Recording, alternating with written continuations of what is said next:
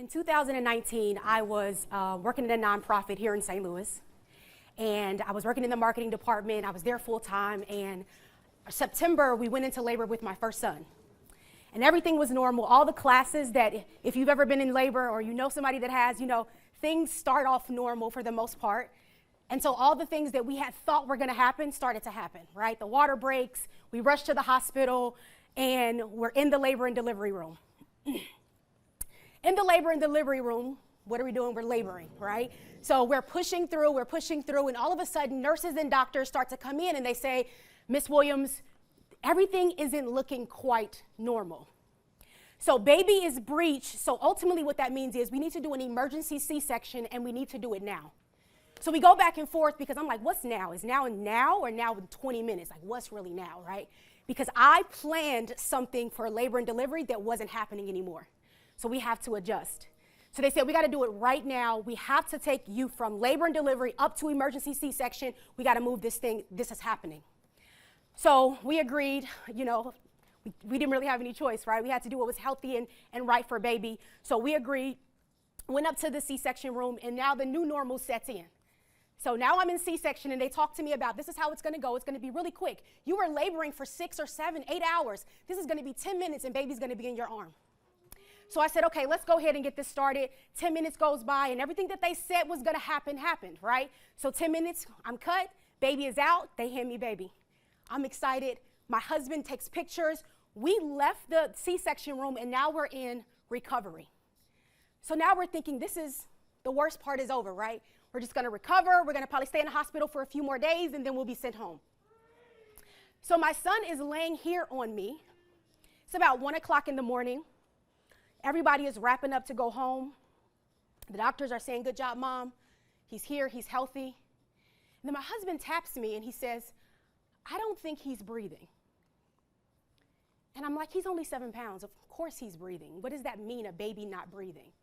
And he said, I know he's small, but I don't think he's breathing. And so I lifted up his little arm, and it wasn't limp, but it was limp enough for me to say, let's get the doctors and let's see what they say. So my husband walks outside, and he says, we want you to come and check on our son. We don't think he's really breathing. His back wasn't moving. I'm convinced he's just small. My husband is saying that, he's really not breathing.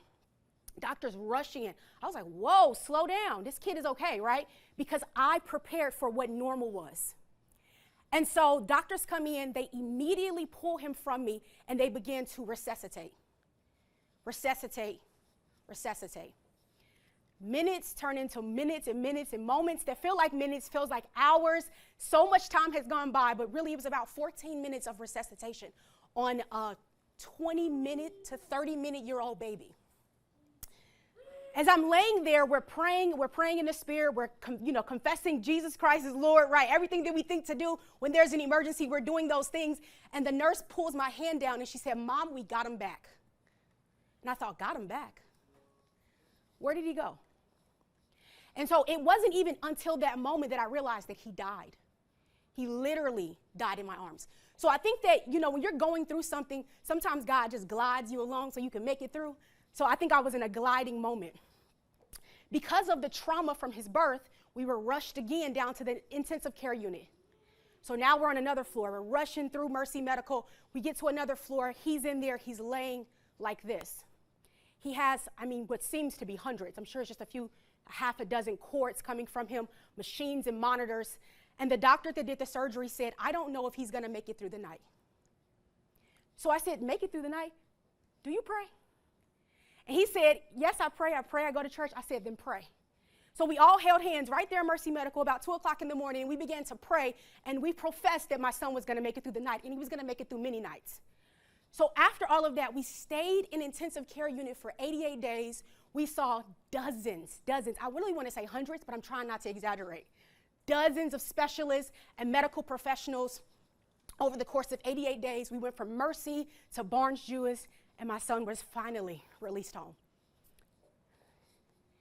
Once he was released home, we had a period with my job, and she gave me a call, and she said, I know this, my CEO at the time, she said, I know this comes at a bad time, and I know you're going through a lot, but we no longer need your services. I'm legally on maternity leave, working at a nonprofit on Vandevender down in St. Louis. And she said, it is what it is. These are her exact words, I'll never forget it. She said, have your husband, when he gets a little moment, clean out your office. And I said, are you firing me?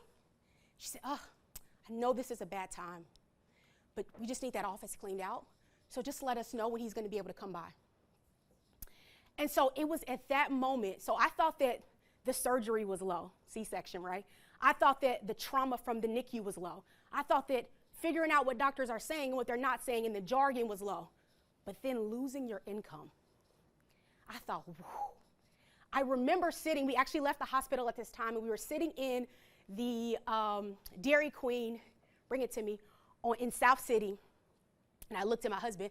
I said, this is the lowest I've been. And I know this is weird to say even in this moment, but I'm kind of excited. Because I got a healthy son in Jesus' name. That's number one. And number two, if this is the lowest that I've been, then surely I can only be going up next. And so as I decided to have that as what I was going to hold on to, no income, right? I'm living in an apartment. I have a car note. We have $500,000 in medical bills. No exaggeration.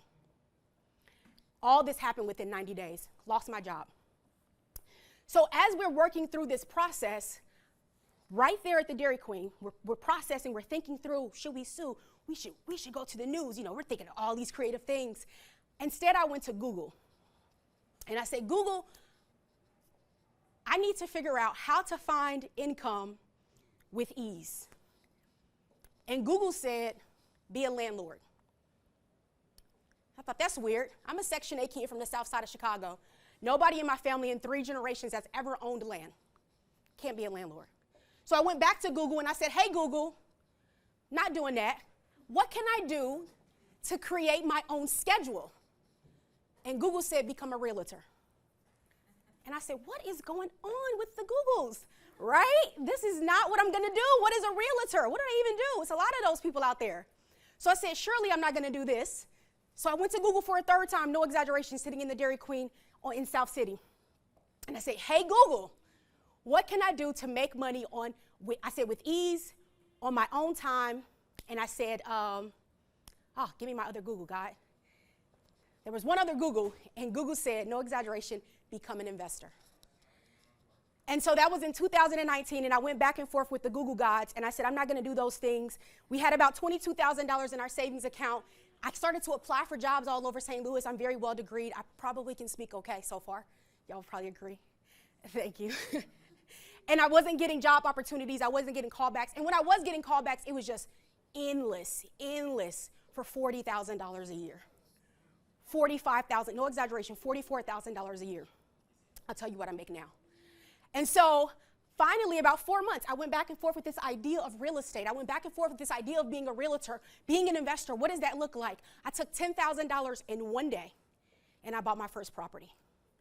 So I bought a property in the hood of St. Louis, renovated it in 88 days, put a tenant in place, and that tenant paid my rent, cash. So she gave a quick introduction of who I am. My name is Gabby Williams. Professionally, people know me as the Real Estate Bae, and I help new and first-time investors find and fund profitable real estate, specifically and only in the St. Louis market. I've been doing this for 3 years. We have done $19 million in sales, and I have profited $2 million. Profit. So one of the things that I want to talk to you all about today, actually the only thing we're going to talk to you all about today, is storytelling. Did anybody notice, actually let me back up a little bit. I got to use my slides. Remember to use my slides. So I didn't get here as a classified millionaire with a net worth of $7 million. I now make probably about $150,000 a month. I'm only telling you that because I want you to start connecting storytelling with income. It's important that you know that if I can do it, y'all can do it, right? I am a natural born introvert. I have to do these things like this to stretch my brain and stretch my thinking, but naturally I'm an introvert. And I'm telling you, one of the things that's missing in the marketplace, no matter if you're in real estate, no matter if you sell shoes, you wash cars, is storytelling. So today I want to walk you down how storytelling marketing has, without question, changed my life, And I want you to know that I'm not the best. Well, I am the best, sorry. I didn't start off being the best, right? I didn't start off being the best. I started off telling authentic stories. I went to podcasts and told my stories. I put my phone up and went live and told my stories. I told my stories. There were people that were interested. Hey, I'm interested in the St. Louis market. What makes you different? The only thing that makes me different out of 8,000 realtors in St. Louis alone is my origin story. So hopefully by the end of this chat today, you can start to dive and dig into your own story, and you can have some components that'll help you with storytelling marketing. So I want to ask a question. Before I began, did anybody notice what I did?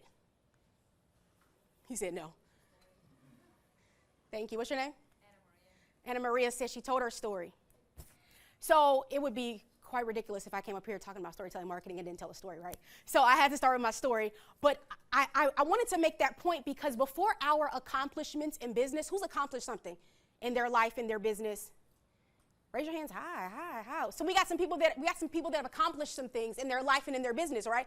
Before what you've accomplished, before your degrees, before what you can help people do, before you can try to convince me to spend money with you, your story comes first. And so that's how I've been able to build my profitable business, is starting with that exact story and many other stories, after that. So today I want to just talk to you all about the power of storytelling, how stories connect us, the 4 components that you're going to need in your storytelling marketing, and then hopefully today we can spend some time unlocking your own stories as we delve into your own businesses and we can chat together. So the first thing that I want to go into is really defining a story. Oop, I already did that. So I kind of put this together, me and Google. You know I'm a Google girl, so that's a little bit of Gabby in here, a little bit of Google. So let's just read it. An imaginary or real account of an event that is told for entertainment, to persuade, to instruct, to teach, and to move us to see the world in a way that is different than our own. Right now in the marketplace, I think everybody here probably has a small business or a business for the most part. Is the marketplace noisy? She said, not really. Kind of noisy. Oh my gosh, maybe I'm on social media too much. Holy smokes. I'm like, this thing is noisy. Everybody is selling me something in the marketplace at all times. So when we talk about storytelling, it's something that's going to be able to set you apart. I want to talk to you all about how stories connect us. First of all, they allow us to create a personal connection. When I told my story about my son, do we have any moms in the room? Did y'all feel that? When I talked about laboring and delivering, you were up here like, thank you, I appreciate the energy. We have another mom in the back. Did you empathize with me in any way throughout that story? Right? And I don't even have to know her birth story, she had one. Right? So again, the story just connected just the moms in the room, and maybe some of the dads as well. I don't want to count you guys out. So I want to give you all some stats, because I know we probably have some stat people in the room. This is outside of I'm a storyteller, and then we got stats. But 92% of your consumers prefer stories. So I want you to start thinking, if there's 100 people in a room, we're in business, right? We want to convert all of them. We want 100% conversion everywhere I go, okay? 92% of them are going to remember my son's story, or remember my origin story, or remember my client that won story. They're going to remember that connection over, I'm the best real estate strategist in St. Louis. Because that is my opinion. What happened to me is a fact. So we lean on the facts and emotions at the same time, because me calling myself the best strategist in St. Louis is really maybe just my opinion. It's true, but right? So the next thing that I want to give you all is 55 consumers remember stories over facts. So there was this study, as I was preparing to spend time with you all, there was this study done, I want to say it was in UC Berkeley, but please don't Google it because it may be a different university. And a professor was trying to talk through and ultimately do a theory on how storytelling is more impactful than facts. And so he pulled 10 students, and he said, all 10 of you are going to do a presentation for UC Berkeley. That's the school we're going to use. And he said 9 of you are going to do it based on facts. You're only going to tell facts with your story. And he said 1 of you are going to tell a story in your presentation. 10 minutes after those 10 people presented, each one of them presented one at a time, 10 minutes went by. They sent out a survey to the students that were sitting, just like a lot of you are sitting right here, and they said, hey, what do you remember? 72% of them remembered the story. Only 10% in 10 minutes remembered the 9 other people that told facts over the course of that course. So I just wanted to drive in and reiterate the power of storytelling, even when we talk about from an academic standpoint. So I want to go into why every business needs a story. So does anybody here feel that you have a business and you don't really have an origin story? Thank you for being honest. Maybe a little bit. I agree, that's my husband, he does not have one. I'm like, why'd you do this? He's like, I just did it. So we gotta go, so everybody else has an origin story. You can tell me your story very easily. I can go get a mic and you will tell me your story. She is absolutely positive she can. I have one, it needs to be clarified better. Okay, clarify better. And one thing that I want to say is mine is so, gosh, I don't want to call it dark, but it's such a hard story that I feel like when I try to teach this concept, people try to emulate me. And I'm like, no, your origin story can be funny. It can be empowering. It can be you fell down and then you created this, this thing so you don't fall down again. It doesn't have to be you went to the hospital. Hopefully, yours is not as traumatic as my own. So we have one, but we have to clarify. So hopefully today we can do that. So the first reason why every business needs a story is because we need to build emotional connection. A lot of y'all said, which I'm very surprised, that the marketplace is not noisy. Highly disagree. I study marketing, I study business. It's very noisy. It's courses, classes, coaches, everywhere. I'm like, if I see one more person become a coach, right, in business, you work, never mind, let me not show y'all everything that I am. So that's the first thing. So we're creating an emotional connection with our audience. The second thing why we need, or let me stay on that point right there. When stories are told, I wanted to do a little bit of a science, so I literally started to dig into like what happens to our bodies when we hear stories. If I was to come up here and say, I'm the best, these are my stats, this is how much money we make, this is how many people in my company make 6 figures, it's like we're killing it. It's like, that's what's up, but that son story probably hit a little bit harder. And the reason for this, and I thought this was really interesting, I wanted to share with you all, is that it's been reported that cortisol, dopamine, are both released in the brain when stories are told. So a lot of y'all felt empathy for my story, and you're like, oh man, that's crazy that happened to her. But really in your body, there was a chemical shift and change that happened that you can't deny. It's not gonna be the same when a fact is given or when an opinion is given. It's different when a story is given. So there's actually been scientific research, which I thought was really cool. The other thing I absolutely love about storytelling, I use this on every single sales call, and I have a very high conversion, is stories allow your audience to let their guard down. When I came up here, I said, listen, it costs $20,000 to work with me, but this is what you're gonna get on the other side. Many of y'all be like, girl, we ain't paying you that, right? But when I tell my story, I found out that I start connecting more with moms. Many of my clients are special needs moms. There is a connection that says, if she is who she says she is, and I'm leaning on my emotion and believing her, surely she'll do good by me. So my clients are able, even on a sales call, they're not clients yet, they're applicants, they're applying to work with me, they're able to let their guards down. And when you start to master storytelling in your own business, you have your origin story. This is my favorite part about really mastering how to speak and storytell. Then you have a client that wins, and then you bring them in, and you say, oh, you remind me of Marissa. Let me tell you about her. So when she first found me, she was going through some stuff with her husband. Now I'm using somebody else's story to close. So I want y'all to know I'm a closer. I want you guys to make money in business, and I want you to make a lot of it. I want St. Louis to be sustained in small business, and I want people to stay here. So although we're talking about storytelling, the coins matter, okay? So we're letting our guard down. That's what your audience is doing. And then the last thing that I want you guys to remember is when we tell our stories, our audience remember us as real. They remember us in general, they refer us, and they buy from us. So these are the things, and I'm telling you, I'm a fruit of storytelling. When I first began in business, y'all, I tried to this is what's going on in St. Louis. They're building a bigger arch in there, because let me give you a little bit of background. I only work with out-of-state investors. So my main clientele is Miami and California. And so people get on the phone with me and they say, well, Gabby, I hear what you're doing, it looks great, but why St. Louis? What's in St. Louis? And I used to be like, Cardinals.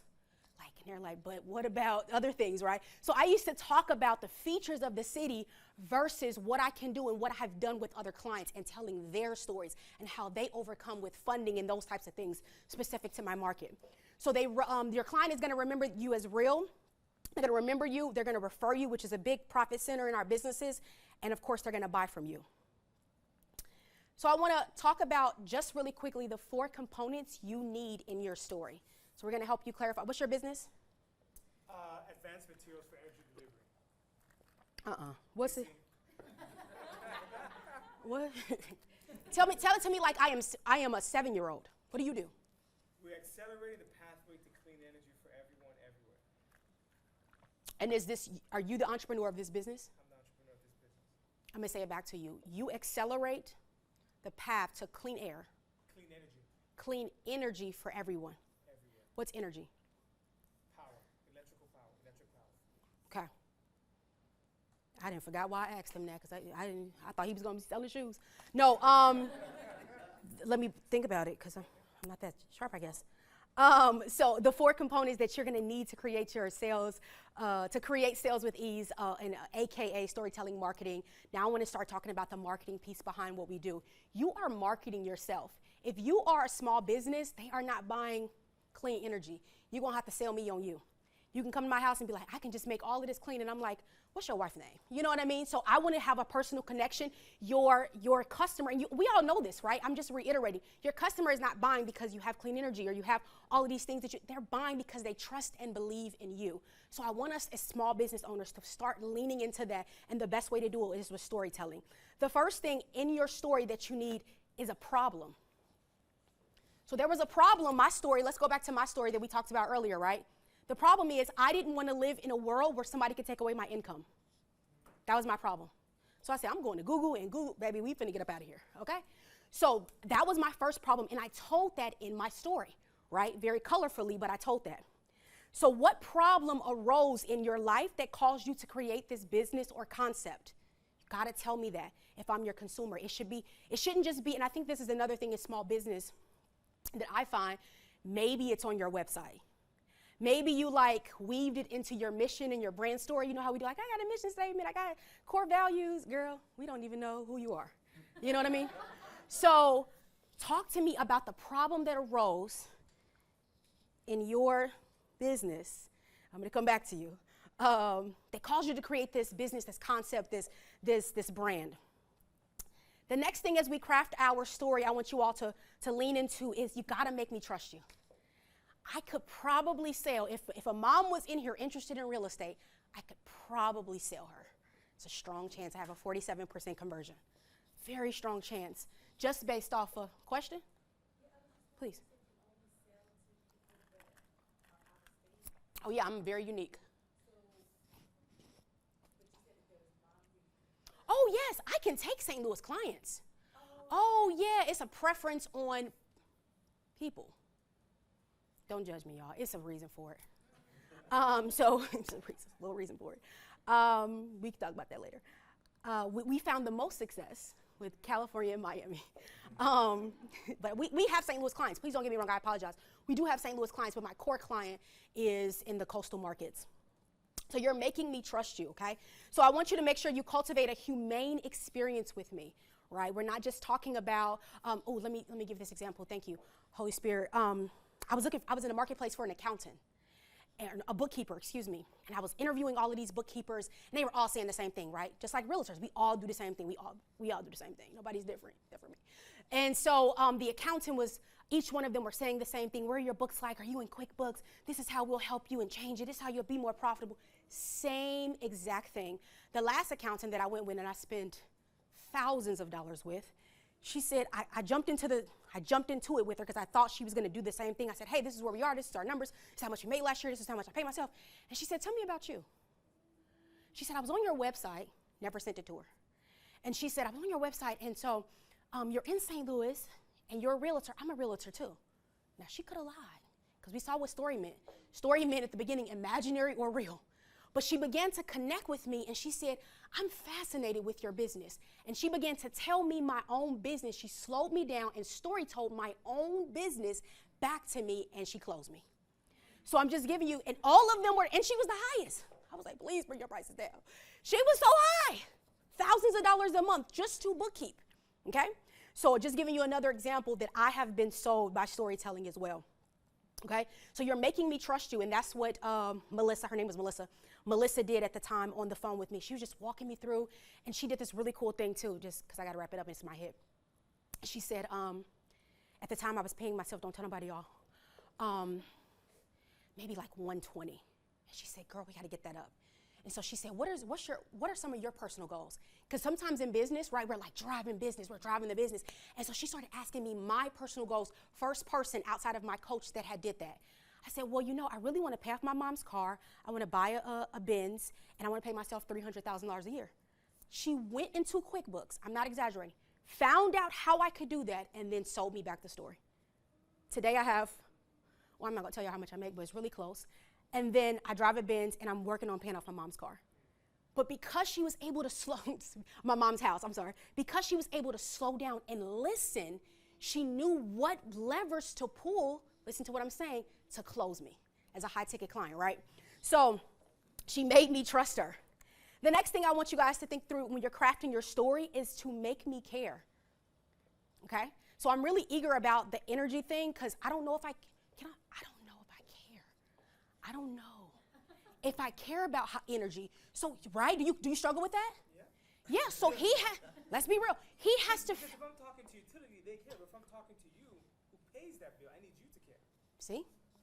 It may take you long time, not just playing. But, so he has to figure out in his story, and you can continue my favorite thing about storytelling and marketing is you just keep testing stuff. You're like, oh, I ran with that and it was cool. And then one of the things that I heard on the podcast, and I hold it to my heart, everything works until it doesn't work.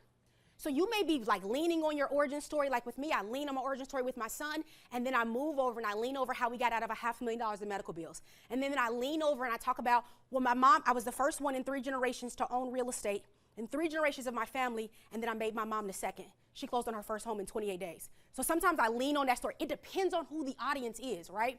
So but the ultimate goal is to make you care. If I'm in a room full of moms, I'm probably gonna lean on my mom's story, right? So you gotta make me care. The last thing we often forget in our origin story, if we even have one, is tell me how you triumphed. You gotta brag on yourself. You have to brag on yourself. I used to be like, oh, I don't wanna tell people this, that, and the third, but there's this unique thing that happens when we talk about triumph is it makes me feel, right, if you can win, then I can win, right? And that's what we really wanna lean into when we're talking about our stories. So I actually wanna hear from you guys. And I want to, tell me your name? Maurice, perfect. We're gonna use Maurice, and then I need one more business. My girl in the back, are y'all one? Co-founders, yeah. Oh, even better, perfect. So we got 1 and 2. So we're gonna start with Maurice. I'm so nervous. Talk to me a little bit. Oh, you got a little, oh, I didn't know this. We're fancy at Spark. Can I come up? Sure, can you? Okay. I projected a little better. Okay. No worries. Thank you, guys. So tell us, walk us back. Talk to me. Tell my origin story? I want to know your origin story, but start off by telling me your business and what you do again. So our business, what we aim to do is reduce the resistance in transmission lines so you and I can pay less for energy at home. My origin story, I think you'll like very much. Okay, I love it. I'm a kid from the Virgin Islands, St. Thomas, U.S. Virgin Islands. As a kid, I remember brownouts. In the morning, pump wouldn't work because there's no power. So I have to go down with my grandmother, get a bucket so I can bathe to go to school. It's that time I made the decision to become an engineer. Because I said, that thing over there needs to change. The power plant, the transmission lines. Went to school, went to HBCU, went to FAMU, became an engineer, worked for Ameren, City Utilities, number of engineering firms. And I said, they're still not solving the problem on the inside. So I said, I have to solve the problem on the outside. So here I am. Oh, I love that. Okay, clap it up. No, that's your mic. Okay, that is a good origin story. Let's go back and see if Maurice hit, babe, come on up. Oh. So he gave us a problem, right? Right. Did he make us trust him, y'all? Okay. Tell me how. His grandma was there. He added granny. Yeah. He made us gain sympathy for him using his Okay. Childhood story. Dedicated himself into something he believes in. There was one more. Periodical. Okay. Period. Love it. So he, so he connected with several. Anybody else had a different connection? We all agree. So he made us trust him. Oops. Did he make us care? We have to pay. So we're like, oh, what's going on? How many of us are homeowners? I feel like we care a little bit more. I just bought a house. Well, I've been buying houses, of course, but I just bought like my dream house. Before I was like, turn on everything, and now I'm like, oh God, turn off the LED. Holy moly! I'm like losing my mind every night, and so he made me care. I was like, please, what else? How much do it cost? And then the last thing is, did he hit this, y'all? How did he triumph? Came from a small place, made it big, worked university, and joined the big company, and now is starting out on its own. So you identified a triumph of kind of like arriving into a season, because I don't know if you told me that he triumphed. Somebody did like this. Did he triumph in business? Did he triumph over that thing? Tell me in the back. Hey.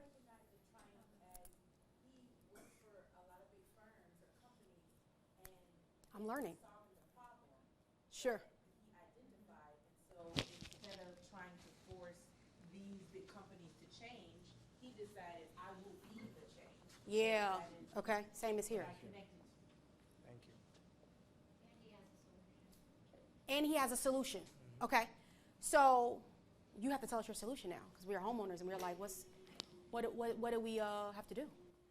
Or what's the solution? So I don't want to tell you a statistic, but I'll tell you one. Okay.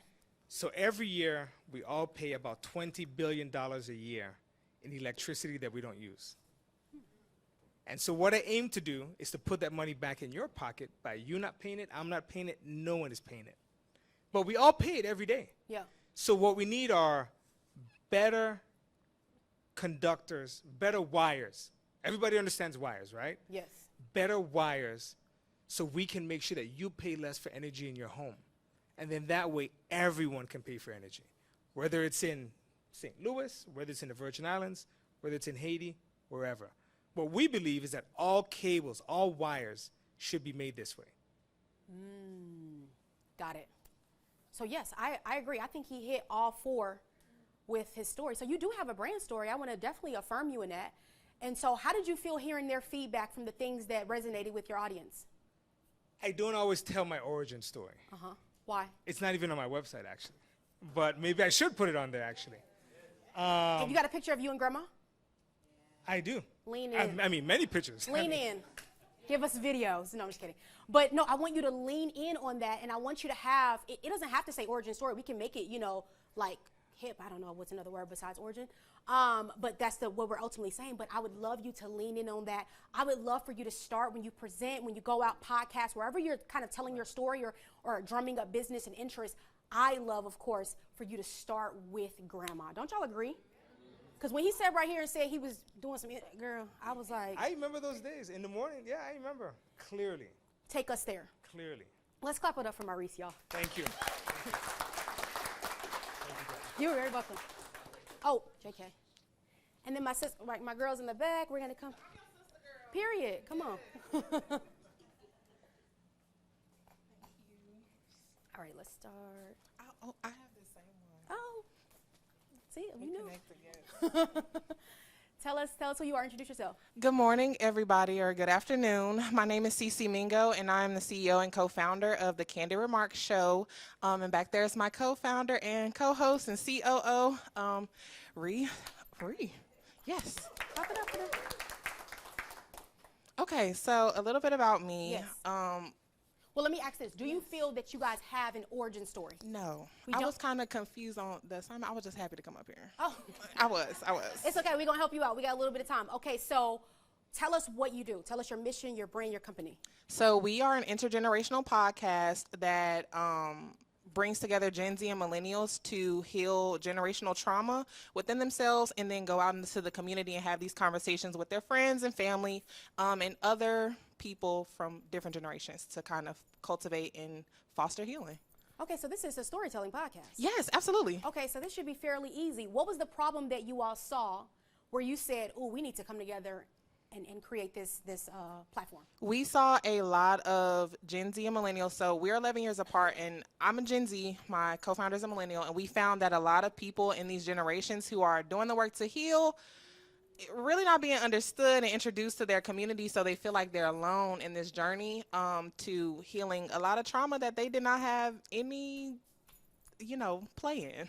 Okay, no response. So you saw A lack both of community. generations having a lot of trauma, and then the problem was they were not connecting with. Other people going through the same thing, so they felt a sense of like isolation and just a lot of shame around these traumas and feelings.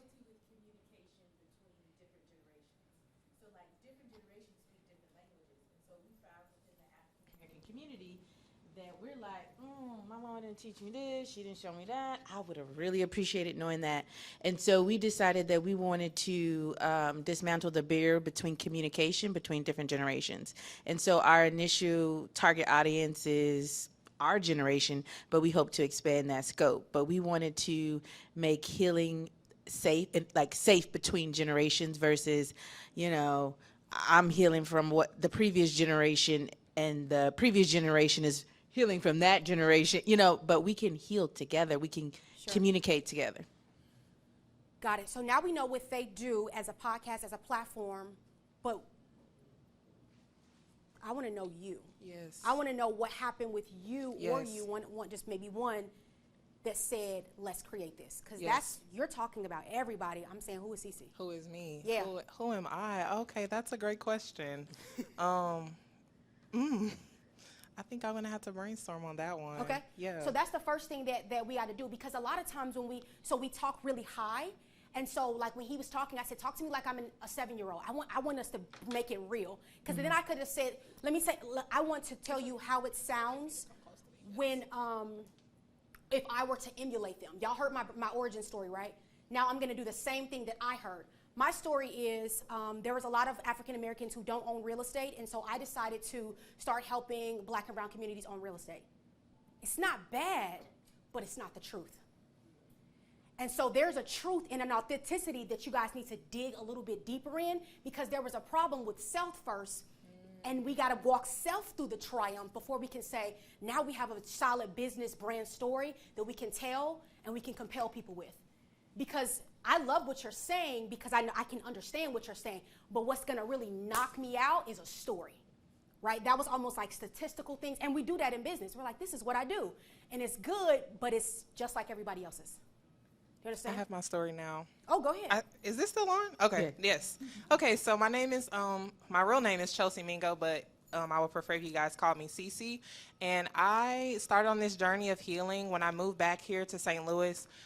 November of 2022, I found that when I went away to college, I became and blossomed into this great, awesome person, but I came back home and I wasn't translated in my family. And so I felt very lost, depressed, and just alone, because I had done so much radical change and healing in my life to become who I was. And it hurt that my family didn't see me. So I went through this past year floating and just being out in space until I started working at an organization here in St. Louis, and I worked there for 3 weeks and I got laid off. And Was it the same place? No, I'm just no, kidding. girl, we gonna have a private I got sidebar. laid off too. I think they just do that to Black women, Yeah, so I got laid off, and that really sparked this deep-rooted pain within me, because I'm like, I know I'm good enough to be in these spaces. I know I'm good enough to do this work, but that was not being translated and not being shown. So when I went home, I was crying. I said, you know what, God, I'm about to do me and do my business. And that is what started really my healing journey, and feeling like I needed to share that with the world, because I knew I was not the only woman, not the only Black woman, not the only Black person, whatever you want to attach to me, going through these things and trying to navigate these problems on their own. So. Thank you so much for sharing that. One of the things I'm going to push, this is another reason why I can't coach and I just can't do it, because people will be very mad at me. I'm a pusher. Yes. So I want you to go even deeper. Okay, I can do Because that. it was like, but there's something that Cece's not, and you don't have to do it here, right? Because maybe we don't look friendly. Smile, everybody. No, but there's something that's a little bit deeper. Because when she said, I came home, St. Louis, and my family didn't see, what happened right there? Do you understand?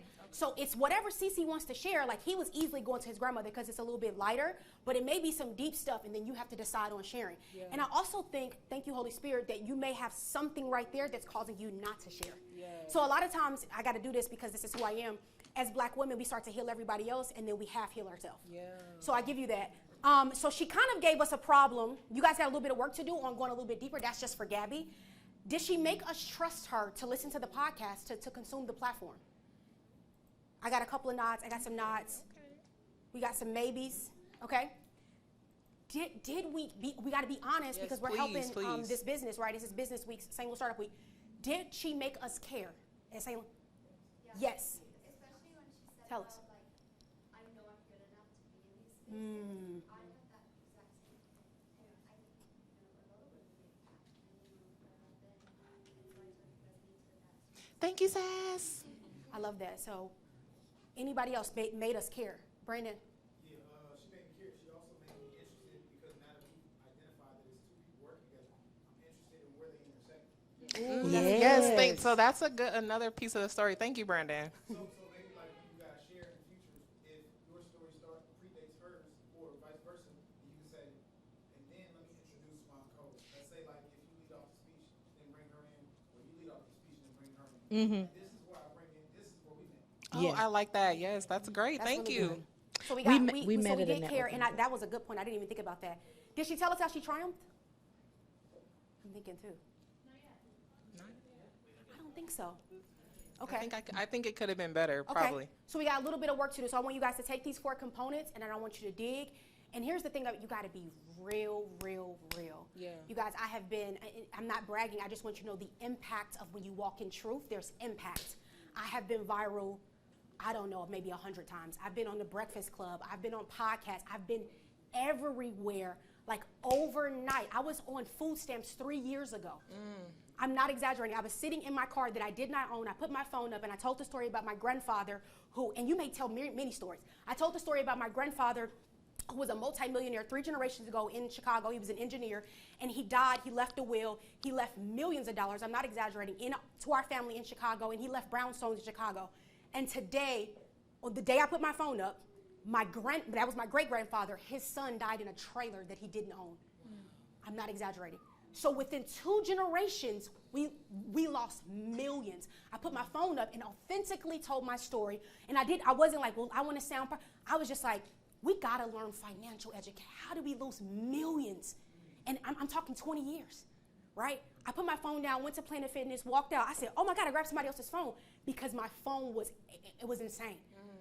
Millions. I think we hit 20 million views of one story. So I want you to go deep, and I don't want you to don't overthink it. It may be many stories in the origin story, okay? Clap it up for that. everybody Thank that's you. here. You're very welcome. So I'm going to just wrap up with you guys. Thank y'all for letting me do that. That's really how I do life. I'm like, I'm not going to be up here by myself. So let's talk about what's next and how you move in this. So I gave you all your 4 components. Hopefully seeing those two businesses come up here allows you to see it in color. Like, oh, this is where she could have leaned in a little bit more. This is where he could have did this. And hopefully for my businesses that share, when people started saying, oh, that resonated with me, lean into that a little bit more, right? Grandma's story. Let's get her picture up there. Walking with the T-shirt. No, I'm kidding. So let's talk about how often do you tell your story? Is anybody wondering how often am I supposed to tell this story? She's wondering in the back. Anybody else wonder that? What do you think I'm gonna say? All the time. You're gonna tell your story all the time. You're going to tell it all the time. And so I gotta give you a scripture because it's who I am. Revelations 12:11 says, they were delivered by the blood of the Lamb and the mouth of their testimony. And so it's storytelling marketing, but biblically, the Bible says they were delivered. So when you told that, somebody felt something. There was something released in the brain. The Bible don't lie, right? So I want us to lean into the fact that our stories is helping and healing people just a little bit. Do you understand? And that's enough for us to open our mouths and tell our testimony. So we're spiritually connected to somebody else's breakthrough, and I love that about storytelling. You're telling your story all the time. She said it right here in the front. You're going live on Instagram. I'm going to give y'all my page so I can stalk y'all and be like, you didn't go live this week. You're telling your stories at speaking engagements. You're pitching yourself to podcasts. When you pitch, how many has pitched themselves to a podcast or a platform before? Do you get it easily? I know that's right, period. You said what? That you pitch for. Okay. That's a really good way to connect with new audiences is podcasts. And the thing that's going to make you unique is if you start to embed that story into it. So definitely use that. Pitch your story to business if your business B2B, to schools, and of course the platforms like STL Startup, okay? So the last thing I want to leave you all with is we often hear this saying, right? Let's say it together. It's not what you know, it's who you know. How many of us have heard that? Everybody in the room. So as storytelling marketers, because I'm deeming you all, I'm crowning you all storytelling marketers after today, it's not what you know, it's not who you know, it's what others know about you. So thank you so much. That's my time, y'all.